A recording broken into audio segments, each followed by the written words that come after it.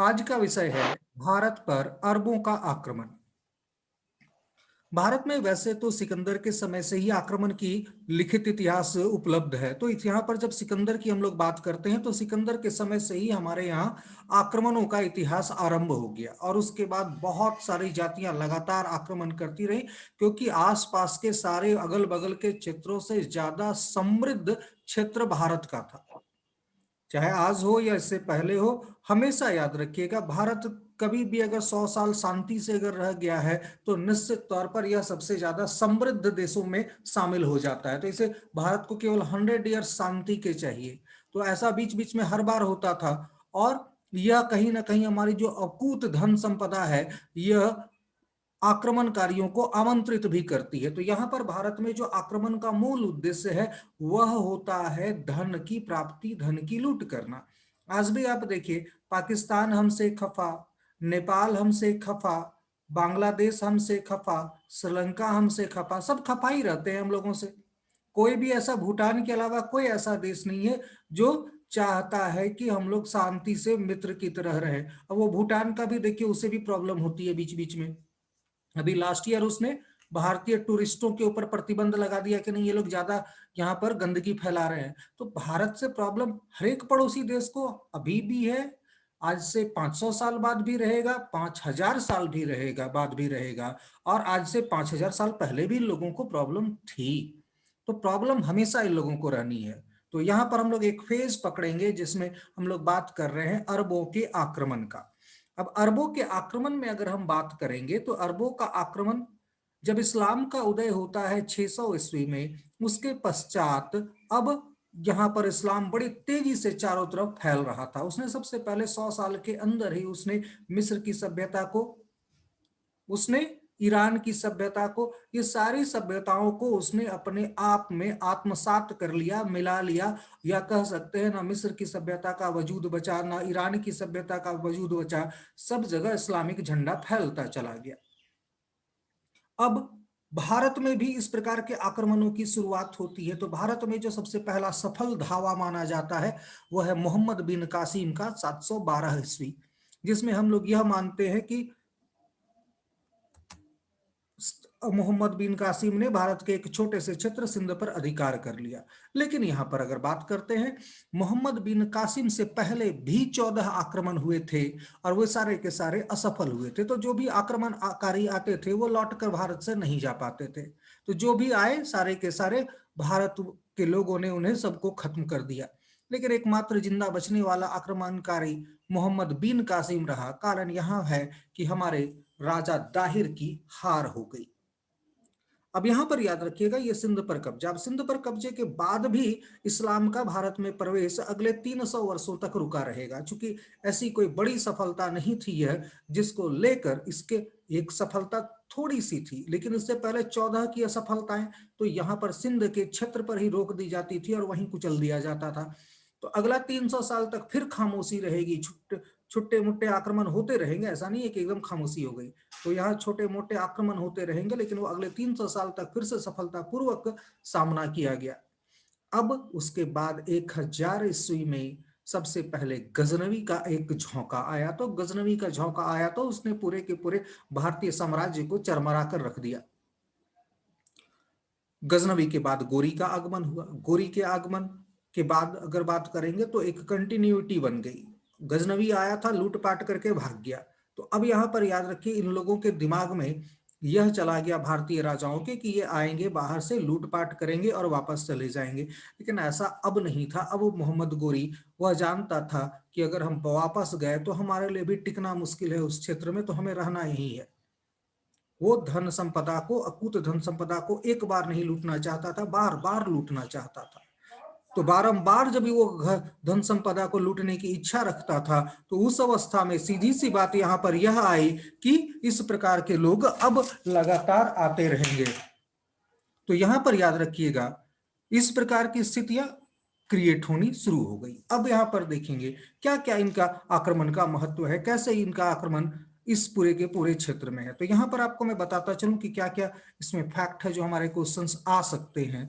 तो सबसे पहला, अरबों का भारत पर पहला सफल आक्रमण 712 ईस्वी में मोहम्मद बिन कासिम के नेतृत्व में हुआ था। नंबर फर्स्ट, यहां पर याद रखिएगा मोहम्मद बिन कासिम ने दाहिर को हराकर सिंध पर कब्जा किया। तो दाहिर उस समय भारत का राजा था सिंध में। कासिम ने मुल्तान पर भी कब्जा कर लिया, जिसका नाम उसने सोने का शहर रखा था। अब यहां पर याद रखिए इनकी स्थिति क्या थी। इन लोगों ने सोना इतनी बड़ी अमाउंट में कभी देखा नहीं था, तो कभी देखा नहीं था तो ये नाम ही रखते हैं सोने का शहर।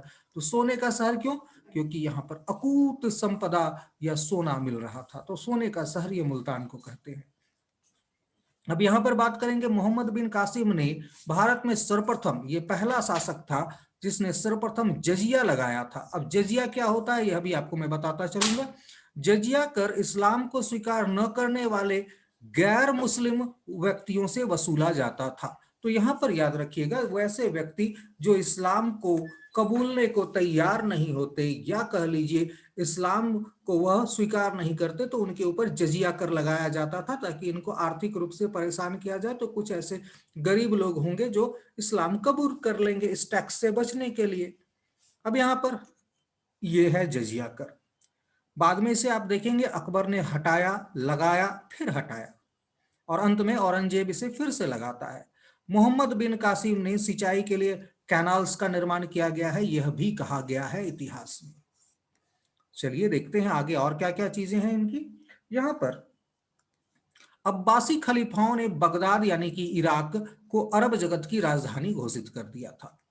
यहां पर अब देखेंगे कि उधर क्या परिवर्तन चल रहे थे। अब्बासी खलीफाओं में मंसूर तथा हारून राशिद ने भारतीय विद्वानों, शिल्पकारों, चिकित्सक और ज्योतिषियों को संरक्षण दिया। यहां पर याद रखिएगा बहुत सारी चीजें हैं जो इन लोगों ने भारत से सीखी हैं।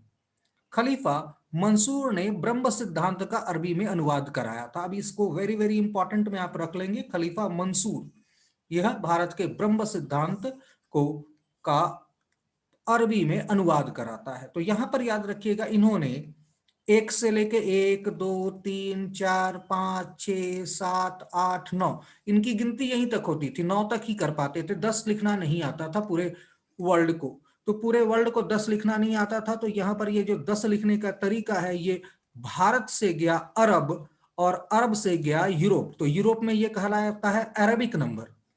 यूरोप में ये क्या कहलाएगा? Arabic number. और अरब में क्या कहलाएगा? ये हिंदसा कहलाएगा। हिंद से आया है तो ये हो गया हिंदसा। तो ये हिंदसा होगा अरब में, जबकि होगा आपका कहां? यूरोप में अरबिक नंबर, क्योंकि वहां पर यूरोप में अरब से गया था। तो यहां पर इस प्रकार से। अब इसके बाद आते हैं खलीफा हारून राशिद ने चरक संहिता का अरबी अनुवाद कराया था। अब यहां पर याद रखिएगा हारून राशिद ने चरक संहिता का अरबी अनुवाद कराया, जबकि अरबों ने अंक, दशमलव, गणित के सिद्धांतों को भारत से ही सीखा है।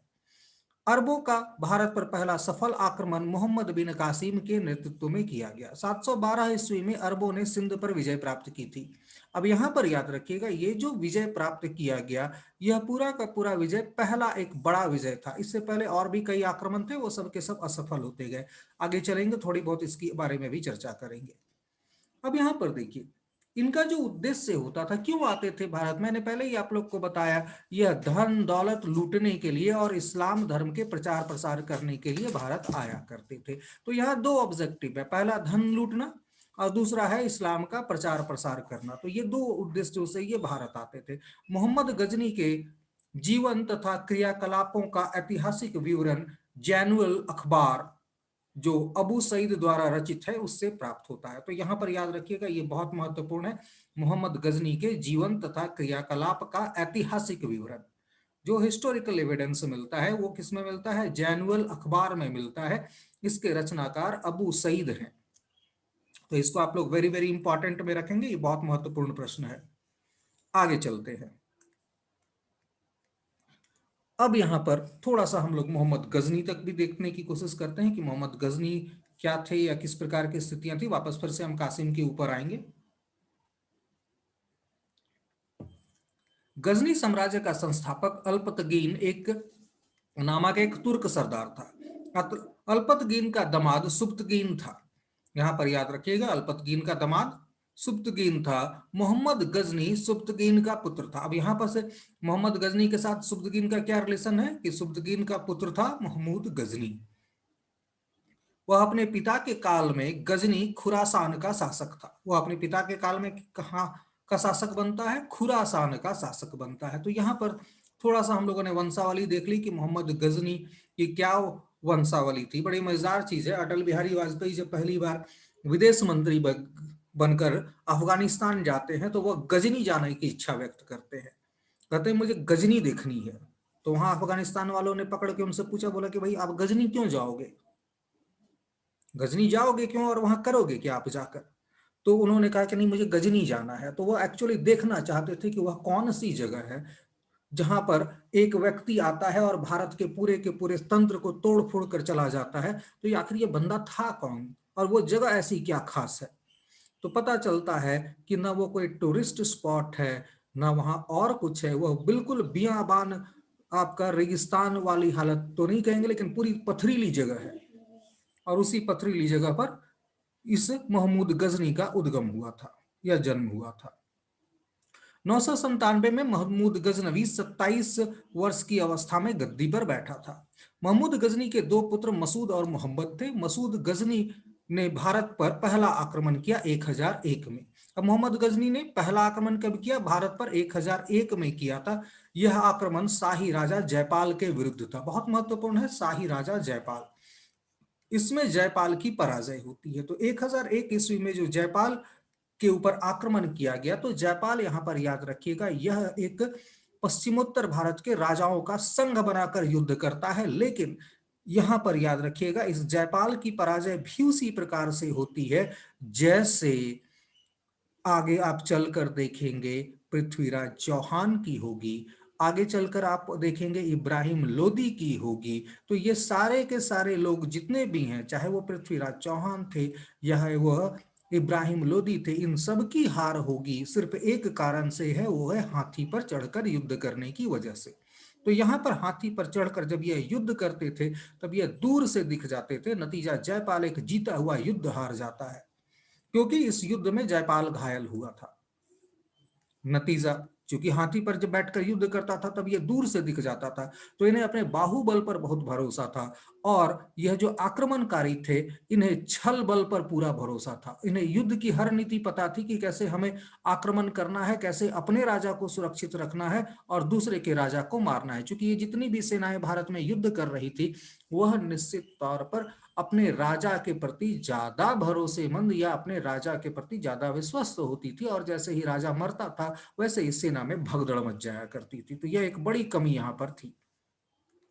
महमूद गजनी ने 1008 में नगरकोट के विरुद्ध हमले किए। अब यहां पर इसे एक महत्वपूर्ण जीत बतलाया। मोहम्मद गजनी ने थानेश्वर के चक्रश्रावणी के कांस्य निर्मित आदमकद प्रतिमा को गजनी भेजकर रंगभूमि में लगवाया था।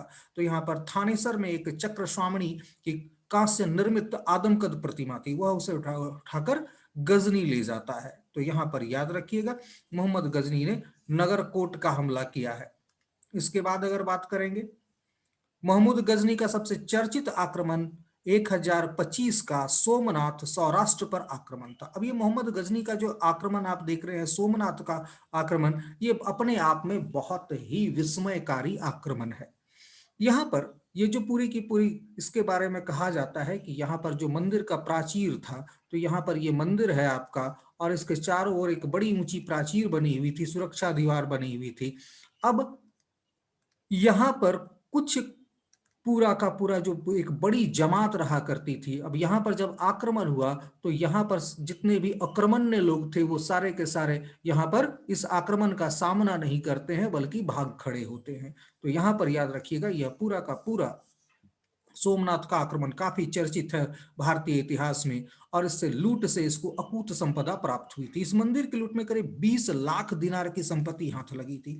सोमनाथ की मंदिर में रक्षा में सहायता करने के कारण अनहिलवाड़ा के शासक पर भी महमूद ने आक्रमण किया था। यहां पर याद रखिएगा अनहिलवाड़ा के शासक ने भी इसे बचाने की कोशिश की थी। सोमनाथ मंदिर लूट कर ले जाने के क्रम में महमूद पर जाटों ने आक्रमण किया था और वहां पर उन्होंने एक भारी क्षति पहुंचाई थी और माना जाता है कि कुछ संपत्ति गजनवी से यहाँ लूट भी ली गई थी। तो यहाँ पर ऐसा नहीं है कि वो आक्रमण किया और उसे लोगों ने बड़े आराम से जाने दिया, वो लौटता भी जाता है तो भी भारतीय उसका पीछा करते हैं और उसे वहां तक खदेड़ कर आते हैं। महमूद गजनी का अंतिम भारत पर आक्रमण 1027 ईस्वी में जाटों के विरुद्ध था। गजनी की मृत्यु 1030 में हो जाती है। अलबरौनी, फिरदौसी, उन्वी, फारूकी मोहम्मद गजनी के दरबार में रहते थे। बहुत इंपॉर्टेंट है, इसे नोट डाउन आप लोग करेंगे। अलबरूनी, फिरदौसी, उन्वी और फारूकी मोहम्मद गजनी के दरबार में रहा करते थे। मोहम्मद गजनी द्वारा किए गए भारत पर ये जो डिफरेंट अलग अलग आक्रमण है उनको मैं बतला रहा हूं कि कब कब ये आक्रमण किए गए हैं। 1001 ईस्वी में पंजाब के सीमावर्ती क्षेत्र पर आक्रमण किया गया, यहाँ का शासक जयपाल था। 1001 में पेशावर पर आक्रमण किया गया, यहाँ का शासक भी जयपाल था। 1005 में भटिंडा पर आक्रमण किया गया, यहाँ का शासक विजयराज था। तो यहाँ पर याद रखिएगा, जयपाल एक आरंभिक शासक था जो यहाँ पर सबसे ज्यादा प्रतिरोध कर रहा है। वहीं पर देखेंगे 1006 में मुल्तान पर आक्रमण किया गया, यहां पर दाऊद करमाथी नामक शासक था। 1008 में आनंदपाल को पराजित किया गया। यहाँ पर जयपाल का पुत्र आनंदपाल है। आनंदपाल ने भी एक बड़ी सेना तैयार की थी भारत के विभिन्न क्षेत्र के राजाओं को मिलाकर, लेकिन चूंकि सारे राजा नहीं मिले थे, इसकी वजह से आनंदपाल हार जाता है। 1001 में वह हिंद पेशावर पर आक्रमण किया गया, जहां का शासक आनंदपाल था। तो आप समझ सकते हैं कि आनंदपाल ने भी बहुत प्रतिरोध किया है इस पूरे के पूरे आक्रमण का। जयपाल और आनंदपाल दोनों के दोनों पिता पुत्र का संघर्ष अविस्मरणीय है। 1009 ईस्वी में नारायणपुर अलवर पर आक्रमण किया गया, यहाँ के शासक का नाम अज्ञात है। जबकि 1010 में मुल्तान पर आक्रमण किया गया था, मैंने पहले बताया कि यहाँ का शासक दाऊद था।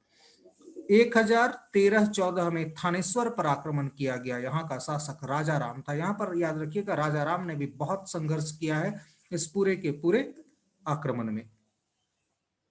1014 में नंदशाह पर आक्रमण किया गया, यहाँ का शासक त्रिलोचन पाल है। जबकि 1015-16 में कश्मीर पर आक्रमण किया गया, यहाँ का शासक भी त्रिलोचन पाल था। 1819 में अगर बात करेंगे, मथुरा कन्नौज पर आक्रमण किया गया, इस समय यह प्रतिहार शासक राज्यपाल था। अब यहाँ पर देखिए, यहाँ पर अब जो मध्य भारत जिसपे मथुरा कन्नौज इत्यादि का क्षेत्र है, यहाँ पर प्रतिहार शासक स्थापित थे। 1019 में कन्नौज पर आक्रमण किया गया, इस समय यहाँ का चंदेल शासक त्रिलोचन पाल था। वहीं पर 1021 में कश्मीर पर आक्रमण किया गया, वहां की शासिका दिद्दा थी। यहाँ पर याद रखिएगा, दिद्दा का इतिहास भी बहुत ज्यादा उल्लेखनीय है इस पूरे के पूरे क्षेत्र में। दिद्दा के बारे में फिर कभी विशेष चर्चा होगी। 1022 में अगर अब बात करते हैं, 1022 में कालिंजल ग्वालियर पर आक्रमण किया गया, इस समय यहाँ का चंदेल शासक गंड था। तो इस प्रकार से आप देख रहे हैं, लगातार आक्रमणों का एक सीरीज है। हर साल यह आक्रमण करता था और यह हर साल एक बड़ी क्षति भारत को पहुंचा कर जाता था। 1025 में सोमनाथ के मंदिर पर आक्रमण किया गया, यहाँ पर इसका इस समय शासक भीमदेव था। 1027 में सिंध पर जाटों का आक्रमण किया गया और सिंध मुल्तान के शासक यहाँ पर शासन करते थे। अब ये आप समझ सकते हैं कि यह कितना विशाल आक्रमण था कि यह हर साल आक्रमण हो रहा है और भारतीय इसका सामना करते थे। दूसरे साइड में अगर हम लोग देखेंगे, मोहम्मद गोरी, लेकिन फिर भी आप देखिए 1000 ईस्वी से लेके 1025 तक आक्रमण हो रहे हैं, लगातार 27 तक आक्रमण हो रहे हैं, लेकिन भारतीय इन 25 वर्षों में भी एकजुट होकर इस आक्रमण का सामना नहीं करने को तैयार होते हैं। अब आप समझिए, ऊपर वाले ने इनको कितना मौका दिया, 1 2 3 4 5 नहीं बल्कि 25 साल इनको मौका दिया, 27 साल कि ये एकजुट होकर एक राजा का मुकाबला करते, लेकिन ये भारतीय कहीं भी एक नहीं होते हैं। सिमिलरली आज के टाइम में भी आप देखेंगे भारत की स्थिति क्या है। 1947 से अगर देखेंगे तो 1947 से हमारा पश्चिम सीमा पर आक्रमण चल ही रहा है, हर दिन आक्रमण होते हैं, लेकिन उसके बावजूद भी भारतीय शासक आज भी पाकिस्तान का उचित इलाज नहीं कर पाए हैं। यहाँ पर याद रखिए, 1947 में जैसे ही पाकिस्तान आजाद हुआ और भारत आजाद हुए, पाकिस्तान ने पहला अपना धर्म निभाया और उसने भारत पर आक्रमण किया। 47 के बाद फिर से उन्होंने 65 में एक बड़ा आक्रमण किया, फिर 71 में किया, फिर 99 में किया, बीच में 86 में जबरदस्त तनातनी रही, 2002 में जबरदस्त तनातनी रही, अभी भी तनाव का माहौल है, लेकिन भारत अभी भी इस पूरे के पूरे खतरे के प्रति सजग नहीं होता है, क्योंकि भारतीय हुक्मरान तब तक नहीं जागते हैं जब तक विदेशी आक्रमणकारी दरवाजे पर आके खड़ा ना हो जाए और उनका दरवाजा ठकठका के बोले घर से बाहर निकल। तब तक भारतीय हुक्मरान जो हमारे हैं ये तब तक नींद में सोए रहते हैं। एक आधो छोटा मोटा हमला कर देते हैं, थोड़ी सी वाहवाही हो जाती है कि भाई सर्जिकल स्ट्राइक कर दिया। अरे सर्जिकल स्ट्राइक हुआ तो क्या 25-30 लोग मरे, 30 लोग के मरने से क्या होने वाला है? वो तो हर साल आपके कम से कम 200 से 300 सोल्जर्स मार के जा रहा है। आपने एक बार में 30 मार दिया तो आज तक उसके नाम पर पब्लिक वोट दे रही है कि नहीं भाई आपने 30 तो मारे थे उस समय। ऐसा थोड़ी होता है। तो यहाँ स्थिति ऐसी है। अब यहाँ पर बात करते हैं मोहम्मद गोरी की। मोहम्मद गोरी यहाँ पर याद रखिएगा ये एक हिस्ट्री में एक सबसे ऐतिहासिक और इंटरेस्टिंग कैरेक्टर है। भारत में तुर्क राज्य की स्थापना मोहम्मद गौरी ने की थी। गजनवी आता था लूटकर चला जाता था, वो 27 साल तक यही करता रहा। लेकिन अब मोहम्मद गोरी आ रहा है, ये परमानेंट रहना चाहता है, ये बार बार के लूटना आना जाना, ये आने जाने में अब टाइम नहीं बर्बाद करना चाहता, ये परमानेंट लूटना चाहता है बैठकर। तो यहाँ पर अब यह आकर डेरा जमाएगा। तो गौर मोहम्मद गजनी के अधीन एक छोटा सा राज्य था। 1173 ईस्वी में शहाबुद्दीन मोहम्मद गौरी ने गौर का शासक बना। इसने भारत पर पहला आक्रमण 1175 ईस्वी में मुल्तान के विरुद्ध किया था। अब यहाँ पर याद रखिएगा इसके 17 हमलों का जिक्र होता है, 17 हमले किए, लगातार ये असफल भी होता रहा, लेकिन इसने अंततः सफलता प्राप्त की है। और वह साल आपको मैं बतला दूंगा। मोहम्मद गोरी का दूसरा आक्रमण 1178 में पाटन गुजरात पर हुआ। यहाँ के शासक भीमदित्य ने गौरी को बुरी तरह से परास्त किया। यहाँ पर याद रखिएगा गौरी भारत में एक बार नहीं दो दो बार बुरी तरह से हारा है। अब यहाँ पर जो भीमदित्य थे उन्होंने जबरदस्त रूप से मोहम्मद गोरी को परास्त किया, लेकिन इसकी बड़ी खासियत थी कि जैसे ये हारने लगता था युद्ध का मैदान छोड़कर भाग जाता था। यह जैसे ही हारने लगा इसने पूरा का पूरा युद्ध का मैदान छोड़ा और भाग लिया। और भारतीय शासक जो भीमदित्य थे इसका भी और पृथ्वीराज चौहान का भी मानना था कि भागते हुए शत्रु पर मारना नहीं चाहिए। तो इन्होंने भागते हुए शत्रु को छोड़ दिया और यही इन्होंने सबसे बड़ी गलती की। मोहम्मद गोरी द्वारा लड़े गए प्रमुख युद्ध में देखेंगे तो तराइन का प्रथम युद्ध है 1191 में मोहम्मद गोरी और पृथ्वीराज चौहान के बीच में लड़ा गया। इसमें पृथ्वीराज चौहान विजयी हुआ। विजय तो होता है लेकिन उसके बाद यह क्या करता है, भागते हुए शत्रु को यह छोड़ देता है कि ठीक है तुम भाग रहे हो जाओ कोई दिक्कत नहीं है, तुम फिर आना अगले बार। लेकिन बात यह है कि आज जैसे हमारे यहाँ क्या होता है, जब हमारे यहाँ सेनाएं आगे बढ़ती हैं, पीटना शुरू करता है, भागना शुरू करते हैं पाकिस्तानी फौजी, और फिर क्या होता है भारतीय सेना छोड़कर उन्हें चली आती है क्योंकि हमारे सेंट्रल हाईकमान से ऑर्डर आ जाता है कि नहीं आपको एलओसी क्रॉस नहीं करनी है। कारगिल में क्या हुआ 99 में, एलओसी आपको क्रॉस नहीं करनी है, तो एलओसी ये लोग क्रॉस नहीं करते। अब एलओसी क्रॉस नहीं करते तो ये लोग क्या करेंगे, अब सीधे तौर पर पाकिस्तानी फिर से अपने बिल में छिप जाते हैं और उसके बाद फिर अगले साल फिर वो आक्रमण करेंगे और ये फिर अपने सैनिक हम लोग गवाएंगे। तो यहाँ ये चलता रहता है, ये चल ही रहा है, आज भी चल रहा है इसी प्रकार का। तो यहाँ पर याद रखिएगा 1191 में गौरी और पृथ्वीराज चौहान के मध्य युद्ध लड़ा गया जिसमें पृथ्वीराज चौहान विजयी हुआ।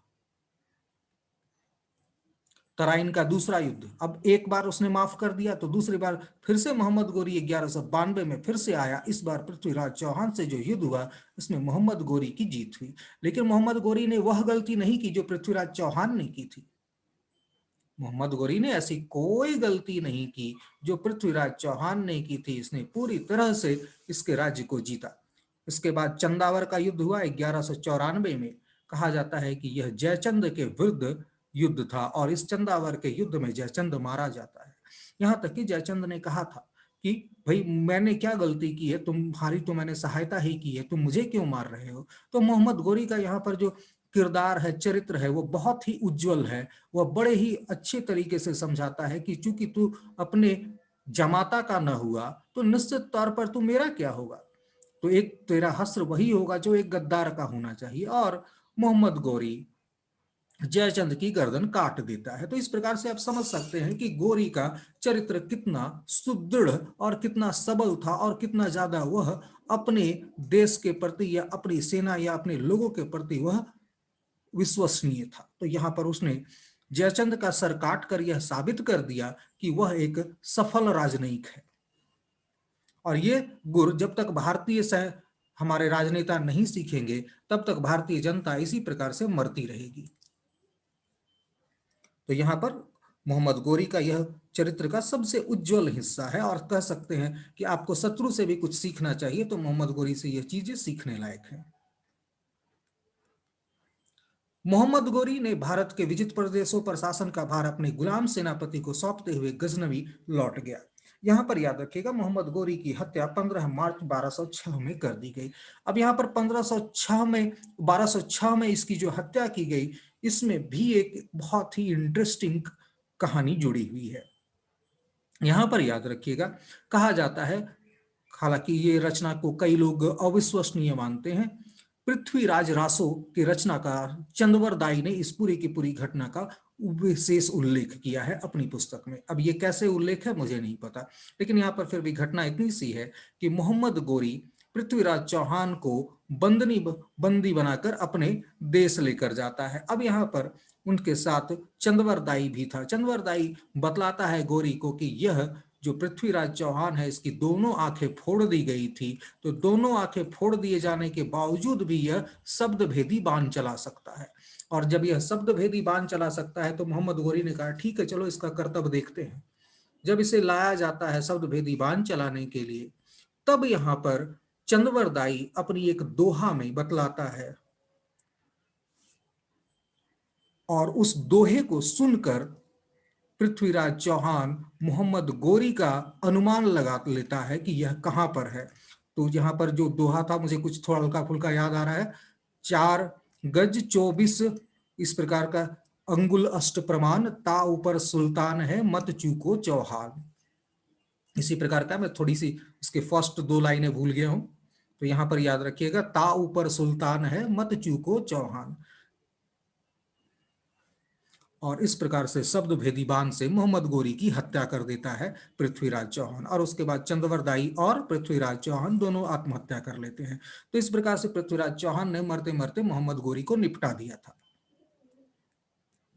अब यहां पर आपको मैं एक ऐसे राजा के बारे में बतलाने जा रहा हूं जो भारतीय इतिहास में काफी ज्यादा, कह सकते हैं कि भारतीय इतिहास में डिसअपियर्ड कर दिया गया है, इसे बिल्कुल विलुप्त कर दिया गया है। यह है राजा दाहिर। अब राजा दाहिर के बारे में बहुत सारी इंफॉर्मेशन इधर उधर के स्रोतों से मैंने कलेक्ट करके आप लोगों के सामने रखने में जा रहा हूं। अब यहां पर हम लोग बात करते हैं सबसे पहले अरबों के आक्रमण 712 ईस्वी के मोहम्मद बिन कासिम के आक्रमण के बारे में। अब मोहम्मद बिन कासिम के जो जो आक्रमण हुआ था उसके बारे में हम लोग थोड़ी सी इंफॉर्मेशन यहाँ पर गैदर कर ले।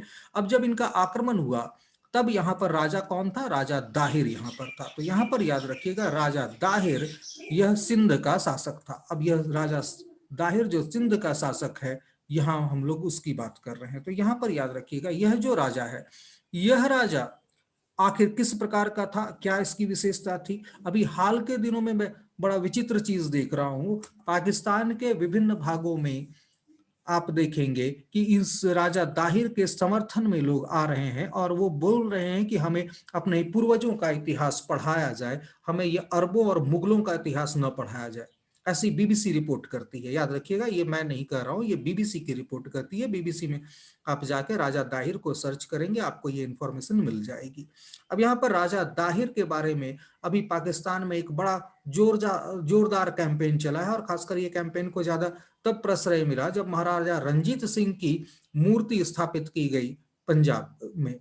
तो यहाँ पर जब महाराजा रंजीत सिंह की मूर्ति स्थापित की गई तो वापस वहां के जो स्थानीय नेटिव लोग हैं, सिंध के लोग, वो कह रहे हैं कि नहीं, हमें राजा दाहिर की भी मूर्ति स्थापित करनी चाहिए, और राजा दाहिर के उत्सव को वहां पर मनाया जा रहा है। लोगों की मांग हो रही है कि हमें ओरिजिनल इतिहास के साथ जोड़ा जाए, जो हमारा वास्तविक इतिहास है। तो ये मेरा नहीं, ये बीबीसी का कहना है और डिफरेंट सोशल मीडिया के सोर्सेज से ये पता चला है। अब राजा दाहिर 8वीं सदी में सिंध के शासक थे। वह राजा चच के सबसे छोटे बेटे और ब्राह्मण वंश के आखिरी शासक के रूप में गिने जाते हैं। तो यहां पर याद रखिएगा इस पूरे के पूरे सिंध के क्षेत्र में ब्राह्मण वंश का शासन था और यह राजा चच के सबसे छोटे पुत्र थे। सिंघानिया इंसाइक्लोपीडिया के मुताबिक हजारों वर्ष पहले कई काश्मीरी ब्राह्मण वंश के सिंध में जाकर आबाद हुए थे। अब यहाँ पर याद रखिएगा, कई ब्राह्मण जो कश्मीर से थे वह जाकर सिंध में जाकर बस जाते हैं और वहीं पर शासन करते हैं। ये तबका पढ़ा लिखा था। अब यहाँ पर याद रखिएगा, ये जो शब्द है वो बीबीसी का है। यह पढ़ा लिखा तबका था, यानी कि वो ब्राह्मण जो कश्मीर से जाकर सिंध में बसे थे, वह तबका पढ़ा लिखा था, उसके बारे में कहा जाता है। और राजनीतिक असर तथा रसूख हासिल करने के बाद उन्होंने राय घराने की 184 साल की हुकूमत का खात्मा किया। यानी कि इस राजा चच से पहले राय घराना वहां पर शासन करता था। चच पहले ब्राह्मण बादशाह बने। अब यहाँ पर ये जो राय घराना है, यह बौद्ध धर्म को मानने वाला या बौद्ध धर्म को प्रश्रय देने वाला था।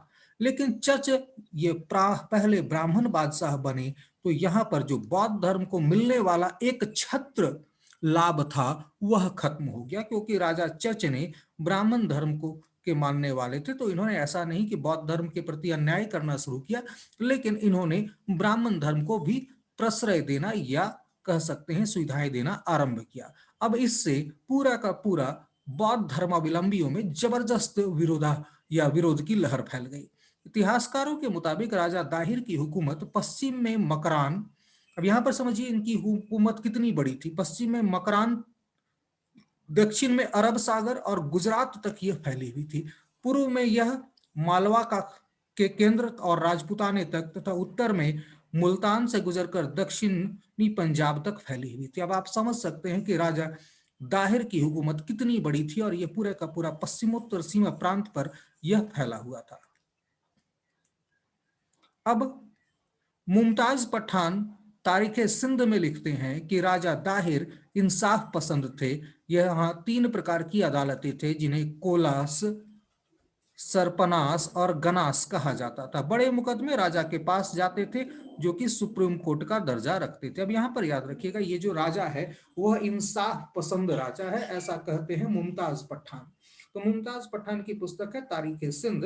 अब ये सब किताबें आपको भारतीय टेक्स्ट में नहीं मिलेंगी। क्यों नहीं मिलेंगी? यहाँ पर जो हमारा वामपंथी गैंग है उसने इस पूरे के पूरे इस सारे किताबों को दबा कर रख दिया है, इन सबको देखने ही नहीं देता है, या कह सकते हैं इनका कहीं उल्लेख नहीं होता। तो ये जो रिपोर्ट है, जो रिसर्च है, वो पाकिस्तान के सौजन्य से है। मैं बताता चलूं आपको, ये जो रिसर्च का पूरा ये पाकिस्तान के सौजन्य से वहां के लोगों के द्वारा रिसर्च किए गए हैं। भारत में जो वामपंथी इतिहासकार हैं वो इन सारी चीजों को वो तो बतला देते हैं राजा दाहिर था ही नहीं, एक प्रकार से, कि राजा दाहिर नाम का एक छोटा सा राजा था, वो आया गया, क्या हुआ पता नहीं। तो भारतीय इतिहास में ही राजा दाहिर गायब है। आपको पूरा का पूरा इतिहास पढ़ लीजिए यूनिवर्सिटीज का या स्कूल का या कॉलेज का, कहीं का भी, तो राजा दाहिर का वर्णन आपको एक लाइन से ज्यादा कहीं मिलता ही नहीं है। एक से एक लाइन, या बहुत अगर कोई राइटर खुश हो गया तो उसके ऊपर एक पैराग्राफ बना देता है। तो लेकिन यहाँ पर अब है कि कुछ इधर उधर से मैंने रिसर्च करके ये सारे मटेरियल्स को कलेक्ट किया है।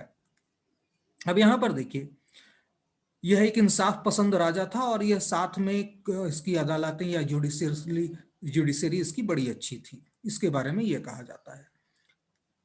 सिंध में अरब इतिहास की पहली किताब, अब यहां पर याद रखिएगा, सिंध में अरब इतिहास की पहली किताब चचनामा या फतेहनामा, ये 2 नाम है आपके, चचनामा या फतेहनामा। हालांकि इसके राइटर के बारे में पर्याप्त रूप से मतभेद आपको मिलेगा। कौन इसका राइटर था, नोबडी नोज अबाउट इट। तो यहां पर याद रखिएगा, किसी को भी कंफर्म इंफॉर्मेशन नहीं है, फिर भी मैंने अलग अलग व्यूज को यहां पर शामिल किया है। फतेहनामा के अनुवादक अली कॉफी लिखते हैं। अब यहां पर याद रखिएगा, चचनामा या फतेहनामा का जो ट्रांसलेटर है अली कॉफी, वह लिखता है कि श्रीलंका के राजा ने बगदाद के गवर्नर हुज्जाज बिन यूसुफ के लिए कुछ तोहफे भेजे थे, जो दीबल बंदरगाह के करीब लूट लिए गए। अब यहां पर याद रखिएगा, दीबल बंदरगाह यह सिंध के निकट पहुंचता है, तो उसके करीब लूट लिए गए, बंदरगाह पर नहीं लूटे गए, समुद्र में लूटे गए हैं। इन समुद्री जहाजों में औरतें भी मौजूद थी। कुछ लोग फरार होकर हुजाज के पास पहुंच गए और उन्हें बताया कि औरतें आपको मदद के लिए पुकार रही हैं। अब यहां पर याद रखिएगा, इस सारे चीजों को मैं आपको और भी बतलाऊंगा विभिन्न इतिहासकारों के नजरिए से। तो ये इतिहास का एक नजरिया है जो अरब वाले प्रेजेंट करते हैं। ये किनका नजरिया है? अब ये वाला भारतीय इतिहासकार खूब इस पॉइंट को उछालते हैं और लिखते हैं। याद रखिएगा, ये भारत के जो जितने भी हमारे लेखक हैं उन सब के लिए बड़ा पसंदीदा ये स्टेटमेंट, वो लोग खूब हमारी किताबों में यही स्टेटमेंट मिलता है। अब यहाँ पर इतिहासकारों के मुताबिक हुज्जाज बिन यूसुफ ने राजा दाहिर को पत्र लिखा और आदेश जारी किया। अब यहाँ पर देखिए, एक राजा दूसरे राजा को आदेश जारी कर रहा है। शब्द जरा ध्यान से देखेंगे कि औरतें और लूटे गए माल तथा सामान वापस किया जाए। हालांकि राजा दाहिर ने इनकार किया और कहा यह लूटमार उनके इलाके में नहीं हुई है। तो यहाँ पर पहला तो एक राजा का दूसरे राजा को आदेश जारी करना यह खुद से में एक गलत है, और दूसरा राजा दाहिर ने इस पूरे के पूरे लूटपाट से अपने आप को बिल्कुल किनारे कर लिया, कहा कि यह मेरे इलाके में हुई ही नहीं है। वहीं पर सिंध के एक बुजुर्ग हैं जिन्हें जीएम सईद कहते हैं, हमले के उस औचित्य को अस्वीकार कर देते हैं। यहां पर याद रखिएगा, एक जानकार है इस पूरे के पूरे मामले के, जीएम सईद, वह इस हमले, इस औचित्य को, यानी कि यह वजह कि औरतें लूट ली गई थी या उन्हें बंदी बना लिया गया था या उनकी धन संपदा लूट ली गई थी, ऐसे किसी भी थ्योरी को वो इनकार करते हैं। उन्होंने कहा कि सिंध के सूरमा नामक एक पुस्तक में लिखा है कि हो सकता है कि समुद्री डाकुओं ने लूटमार की हो, वरना राजा दाहिर का इससे क्या फायदा हो सकता था। तो यहाँ पर निश्चित तौर पर राजा दाहिर का इस लूटपाट से कोई संबंध नहीं था। साथ में वह यह भी बताते हैं कि इससे पहले अरबों ने जो सिद्ध पर 14 बार हमले किए थे उसका औचित्य क्या था। यह भी बहुत विचारणीय प्रश्न है। अब्दुल्ला इत्यादि के नेतृत्व में 14 बार हमले हुए थे 712 से पहले। 712 ईस्वी में यह आपका 15वां हमला था। तो इससे पहले 14 बार हमले किए गए थे, उनका क्या औचित्य था। यही जीएम सईद प्रश्न उठाते हैं कि उससे पहले कौन सी सामान लूट ली गई थी या कौन सी औरतें लूट ली गई थी या क्या उसमें हुआ था। ऐसा तो कुछ हुआ नहीं था, तो ये 14 हमले क्यों कर रहे थे आप। तो निश्चित तौर पर आप हमले करने के लिए बहाना ढूंढ रहे थे, ऐसा सीधे तौर पर जीएम सईद कहते हैं। और ये जो थ्योरी भारतीय इतिहास में खूब प्रोपोगेट की गई है, उसको पूरी तरह से धजिया उड़ा दी जाती है कि यहाँ पर श्रीलंका के राजा के द्वारा जो उपहार भेजे गए थे या महिलाएं भेजी गई थी, उनके बारे में जितनी भी भारतीय इतिहास में फैली भ्रांतियां हैं, उसे उनकी बिल्कुल ही धजिया उड़ा देते हैं जीएम सईद। अब यहाँ पर याद रखिएगा, ये आरोप लगाने वालों ने साफ तौर पर इसके बारे में 14 हमलों के बारे में भी कुछ नहीं कहा है। वो तो इन हमलों के बारे में इतिहास में ब्यौरा ही नहीं देते। खैर चलिए, ओमान में माविया बिन हारिस अल्लाफी और उसके भाई मोहम्मद बिन हारिस अल्लाफी ने खलीफा के खिलाफ बगावत कर दी। इसमें अमीर सईद मारा गया। चचनामा के मुताबिक मोहम्मद आलिफ ने अपने साथियों के साथ मकरान में पनाह हासिल की। यहाँ पर राजा दाहिर की हुकूमत थी। अब यहाँ पर आपको ओरिजिनल यहाँ पर हम लेकर आते हैं। अब यहाँ पर याद रखिएगा, ओमान में माविया बिन हारिस अल्लाफी, अब नाम आप लोग बड़े स्पष्ट समझ लीजिए, माविया बिन हारिफ अल्लाफी और उसके भाई मोहम्मद